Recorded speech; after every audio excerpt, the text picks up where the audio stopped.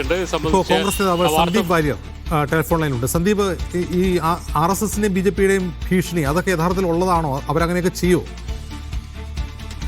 അല്ല, അവർക്ക് അങ്ങനെ ആഗ്രഹമൊക്കെ കാണും. പക്ഷേ കേരളം പോലെ ഒരു സമൂഹത്തിൽ, പാലക്കാട് പോലെ സ്ഥലത്ത് അത്തരം അഭ്യാസത്തിനൊക്കെ അവർ മുതിർന്നു കഴിഞ്ഞാൽ പിന്നെ എനിക്ക് അവരോട് പറയാനുള്ളത് ആ പരിപാടിയൊക്കെ നിർത്തിവെച്ച് പോകുന്നതാണ് നല്ലത് എന്നുള്ളതാണ്. അതിനുള്ള ആംബിയറുള്ള ഒരുത്തിനും ഇപ്പൊ പാലക്കാട് ബാക്കിയില്ല എന്ന് എനിക്ക് നന്നായിട്ട് അറിയാം. ഇനി അത്തരം ആഗ്രഹങ്ങളുമായിട്ട് ഏതെങ്കിലുമൊക്കെ ക്രിമിനൽ സംഘങ്ങളെ ഇറക്കി വിട്ടിട്ടുണ്ടെങ്കിൽ കേരളത്തിലെ ജനങ്ങൾ അതൊന്നും സമ്മതിച്ചു തരാൻ പോകുന്നില്ല.